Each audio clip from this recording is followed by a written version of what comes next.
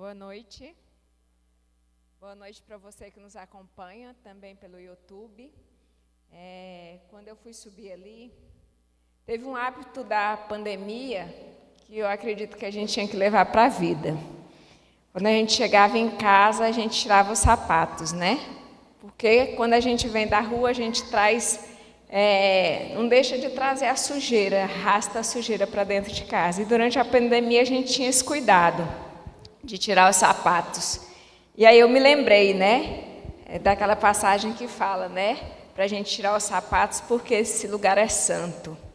E algumas culturas você não entra no templo de sapato também, você tira os sapatos lá fora e entra sem os sapatos.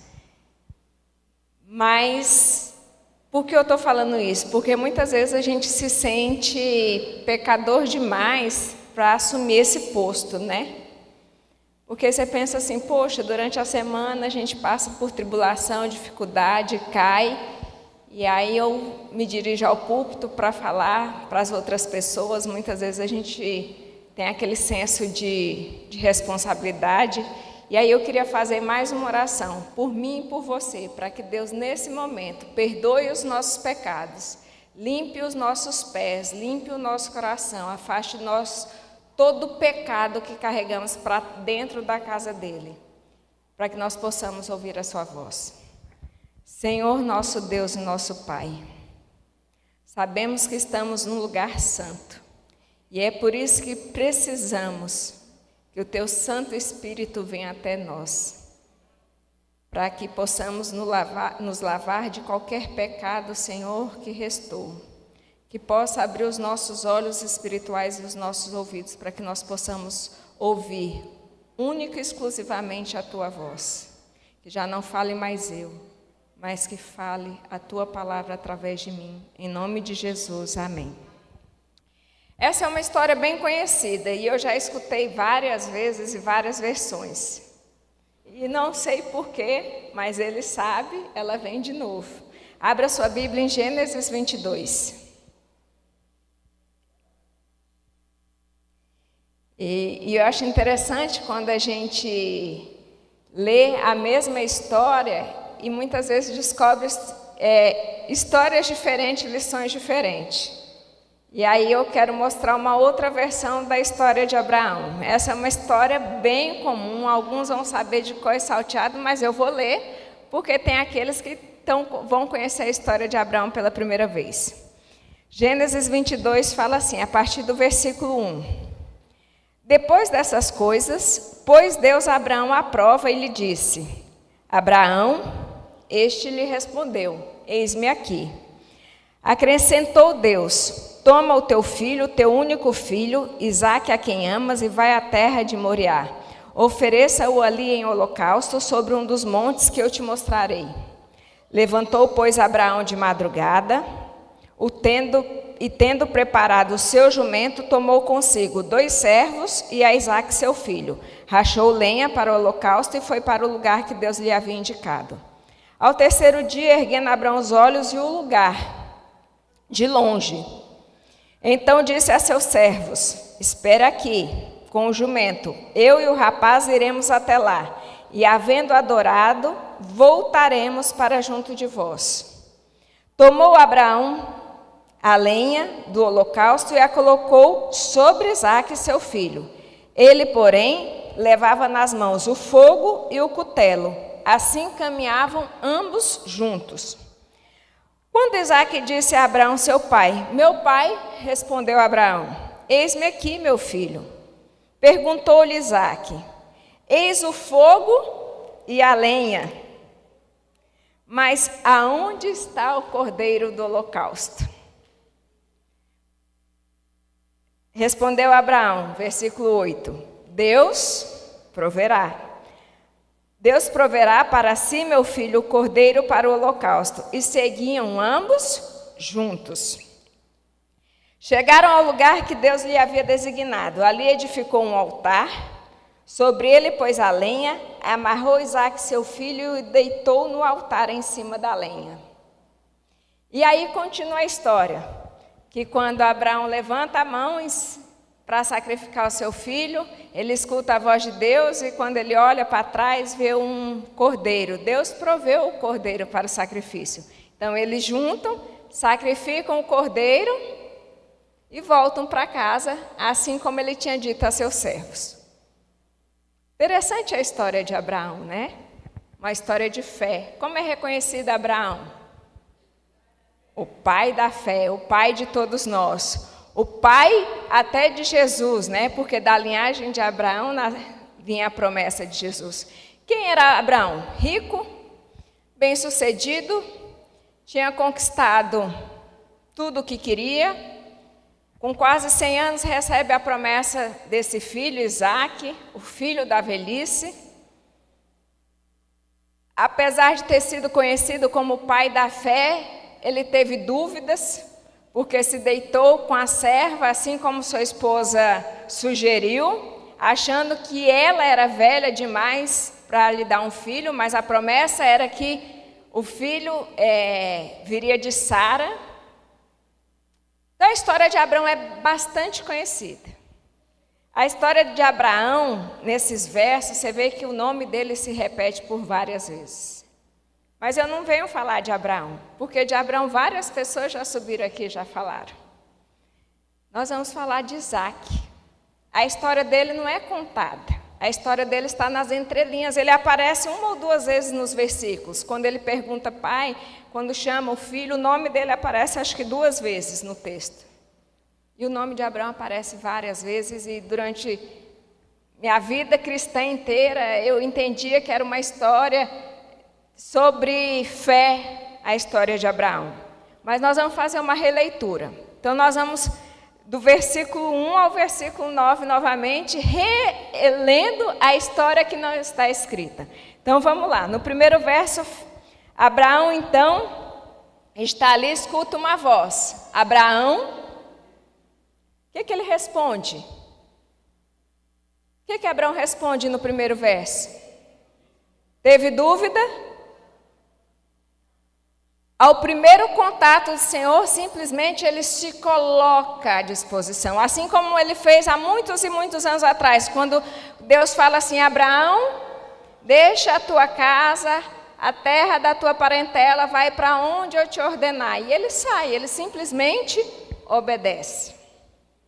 No versículo 3, levantou-se, pois, de madrugada. Abraão recebe uma missão, uma tarefa de sacrificar o seu filho. Quando ele levanta de madrugada, vocês imaginam que Isaque estava onde nesse momento? Dormindo. Será que Abraão dormiu na noite anterior? Nem naquela e nem em todas as outras que antecederam essa história. Um pai, eu acredito que um pai jamais conseguiria pregar os olhos se ele estivesse na iminência de oferecer o seu filho em sacrifício. E ele chega para Isaque, vamos? E o filho faz como Abraão. Não fala, mas com a sua atitude, eis-me aqui. Porque ele levanta e vai. Ele não sabia de nada. O pai provavelmente deve ter contado. Vamos subir, oferecer sacrifício a Deus. E o interessante do versículo 4. No versículo 5.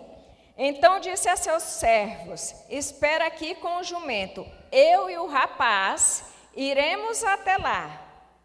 Complete. Havendo adorado, quem vai voltar? Os dois. Mas como vai voltar os dois? Se ele vai oferecer o filho em sacrifício. E mais uma vez o filho responde. Isaque. O filho segue com o pai. O pai chama, o filho segue. No versículo 6, então, eles se preparam para subir. Isaque carrega o quê? Por que a lenha? Provavelmente pela sua condição física. Isaque tinha muito mais. Isaque, quando foi pai, já tinha mais de 100 anos. Aqui o menino já era um jovem, né? Então, pela condição física dos dois, Isaac sobe com a lenha, porque a condição dele de força deve ser melhor do que a do pai. E o pai sobe com o quê? Com o cutelo, né, a faca para o sacrifício e o fogo. Aí no versículo 7, eles já estão subindo. E o interessante é que entre a saída e esse momento se passaram quantos dias? Quantos dias eles demoraram para subir? Quantos? 3 dias. Eu esqueci desse detalhe, né? Os dois servos, Isaac e Abraão, demoraram 3 dias até esse ponto onde eles se separam. Andar durante o dia, um dia inteiro, provavelmente à noite o que eles faziam? Ao final do primeiro dia, provavelmente, o que Isaac e os outros faziam? Dormiam. Porque quem anda o dia inteiro, no final do dia, não tem mais condição nenhuma a não ser de dormir. Será que esse pai dormia? Será como ficava o coração desse pai? E por 3 dias eles andaram e no final da noite provavelmente os servos de Isaac dormiam e Abraão não. Então eles, depois do 3º dia, ele avista o lugar, é aqui, fiquem que vai eu e o moço, eu e o rapaz. Tá vendo? Isaac não tem nem nome na história. Ele fala, vai eu e o rapaz. Aguardem que voltaremos. Mas no versículo 7, um dos poucos momentos que Isaac assume uma posição de protagonista, ele pergunta, pai, temos a lenha, o cutelo, o fogo, mas aonde está o cordeiro do holocausto? Sabe aquele nó na garganta? Sabe aquela hora que a gente não pode chorar, mas o choro vem até aqui? Provavelmente era o que Abraão sentiu nesse momento. Deve ter vindo um nó na garganta. E o que ele responde? Deus proverá. E aí no versículo 9, chegaram lá, edificaram um altar. Segundo momento onde Isaac tem nome na história. O que fala de Isaac nesse verso?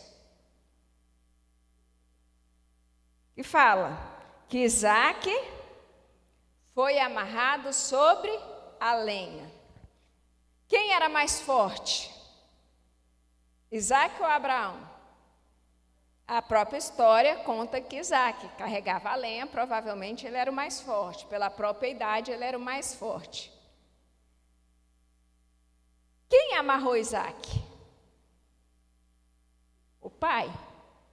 Mas para Abraão conseguir amarrar Isaac, ele ofereceu resistência? E naquele momento, ele já sabia quem era o cordeiro do sacrifício? Se não sabia, ficou sabendo naquele momento.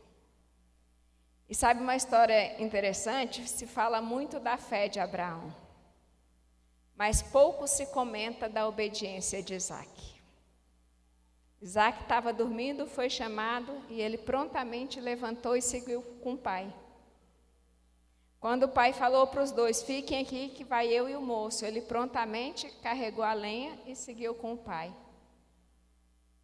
Quando o pai revela o cordeiro do sacrifício, ele prontamente deve ter obedecido o pai. Porque o pai não conseguiria amarrar Isaac se ele tivesse oferecido resistência.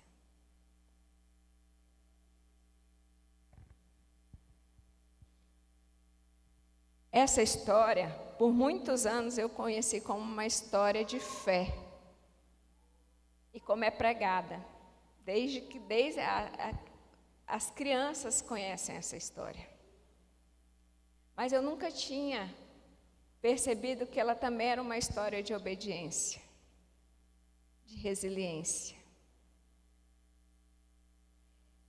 E assim como Abraão foi conhecido como pai da fé, Isaac também teve que crer, porque ele se deitou sobre a lenha. Eu acredito que o amarrar de Abraão não deve nem ter sido muito forte, nem precisaria disso, porque ele não ofereceu resistência nenhuma. Sabe, essa história, ela fala muito de Abraão. Mas as entrelinhas contam a história de um outro personagem, a história de Isaac. Só houve o milagre porque Isaac não ofereceu sacrifício, não ofereceu resistência. Essa história, ela serve para 2 grupos de pessoas. Nós podemos dividir esse grupo, nós que estamos aqui, em 2 grupos. Alguns de nós estão precisando oferecer em sacrifício alguma coisa que ainda vale muito mais do que as coisas do alto. Tem gente dedicando muito tempo ainda, muita atenção e muito amor para esse filho amado. E quando algo nos prende a este mundo, Deus vem e pede em sacrifício. Sabe por quê? Porque isso muitas vezes está impedindo que a gente alcance o céu.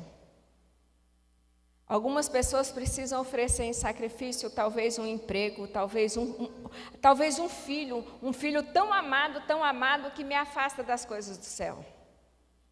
Já pensou nessa perspectiva? Por algum momento, aquele filho para Isaac estava sendo o seu Deus. E muitas vezes a gente tem altares na nossa casa e a gente não percebe. Agora, existe um outro grupo de pessoas que precisa se oferecer em sacrifício vivo. Sabe por quê? Porque Deus não está ocupando o primeiro lugar, porque os meus desejos, as minhas vontades, elas prevalecem. Quando eu me ajoelho e oro, eu oro para que Deus atenda às minhas vontades, para que Ele realize os meus sonhos, para que Ele atenda aos desejos do meu coração. E aí eu lembrei de uma música que fala assim: o sacrifício sou eu. E a letra da música fala assim: eu abro mão de tudo por ti, eu abro mão da minha própria vida. Eu estou disposto a morrer por ti. Eu abro mão dos meus sonhos, eu abro mão dos meus planos, eu abro mão dos meus prazeres, eu abro mão das minhas vontades, eu abro mão das minhas riquezas. O sacrifício sou eu. Quem precisava ser sacrificado? Isaac. E ele se ofereceu em sacrifício. E quando ele se entregou, deitou, descansou, ele recebeu o milagre. Está vendo o que muitas vezes está nos afastando do milagre? Nós mesmos. Ou eu preciso sacrificar alguém ou algo na minha vida, ou eu preciso me sacrificar. Porque algo ou alguém, ou até eu mesmo, está me impedindo de receber o verdadeiro milagre. De receber Cristo. Aquele cordeiro que apareceu no final da história, que foi sacrificado naquele altar, ele é a representação de Cristo na nossa vida. O cordeiro imolado. Em vários momentos da história, Cristo é comparado ao cordeiro. Então, essa noite, eu preciso me oferecer em sacrifício para que Cristo apareça na minha vida. para que Cristo ocupe o verdadeiro lugar no altar da minha vida e da sua vida. Eu não me pergunto mais, quando eu vou preparar uma mensagem, o que Deus quer falar com isso? Eu simplesmente venho e falo. Porque se Ele me mostra, é porque alguém precisa ouvir, talvez eu. A maior beneficiada do sermão pode ser eu. E quando eu lembrei dos sapatos, eu me lembrei desse exemplo de humildade, de obediência. Muitas vezes a gente precisa, literalmente, descer do salto e reconhecer que a gente precisa de Cristo em nossa vida. Eu tenho que sair do controle, eu tenho que entregar nas mãos dele. Eu tenho que me entregar em sacrifício sem oferecer resistência nenhuma. Sabe o que é oferecer resistência? Vou te explicar. Durante a noite você está angustiado, quase não consegue dormir. Aí você levanta, se coloca de joelho, ora fervorosamente, entrega o seu dia, entrega principalmente aquele problema nas mãos de Deus. Mas o que acontece durante o dia? Você tem uma ideia. Eu tive uma ideia. Então você corre lá, pega o problema e tenta resolver. E aí, quando as coisas parecem que estão se organizando, o negócio não dá certo de novo. Mas aí vem alguém e fala assim, não, agora você faz desse jeito. Aí você vai lá no problema de novo, pega e tenta resolver. Sabe por que às vezes a gente não tem os nossos problemas resolvidos? Porque você entrega de manhã, mas antes do meio-dia você já tomou da mão dele. Sabe aquele caso assim da pessoa que te pede lá no trabalho, para você fazer uma atividade? A pessoa chega e fala assim, olha, faz isso aqui para mim, e sai. E você está terminando algo. Aí a pessoa volta, ela vê que não foi feito, ela pega para ela de novo e sai, porque ela não tem paciência de esperar. E muitas vezes a gente está administrando a nossa vida desse jeito.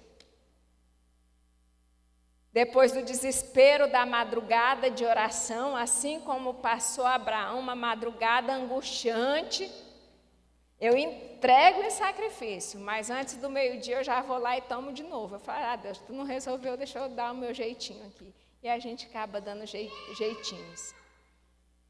Então, essa noite, eu queria que a gente pudesse entregar. Eu acho que todo mundo tem ou um Isaac para entregar, ou a si mesmo para se entregar.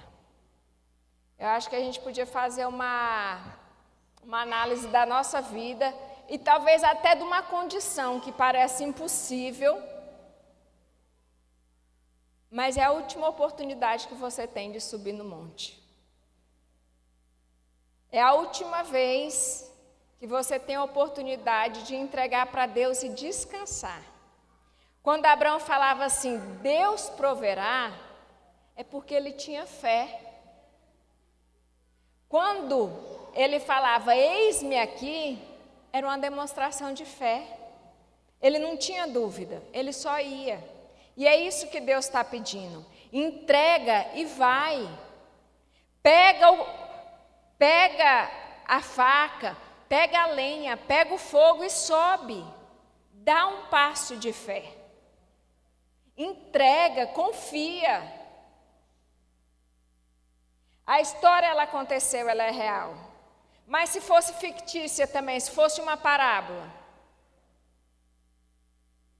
está dizendo para você, entrega porque Deus proverá o milagre. Porque o milagre é o próprio Cristo na tua vida. Vamos orar?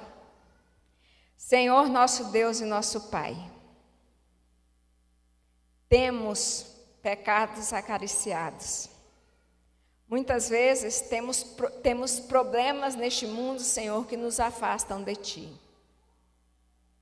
Muitas vezes temos pessoas na nossa vida que nos impedem de se aproximar de Cristo.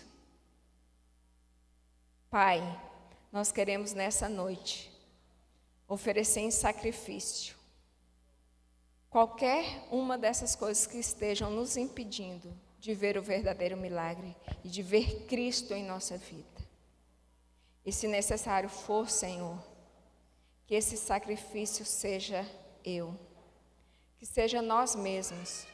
Se preciso for, entregamos a nossa vida, as nossas vontades, os nossos desejos, os nossos planos.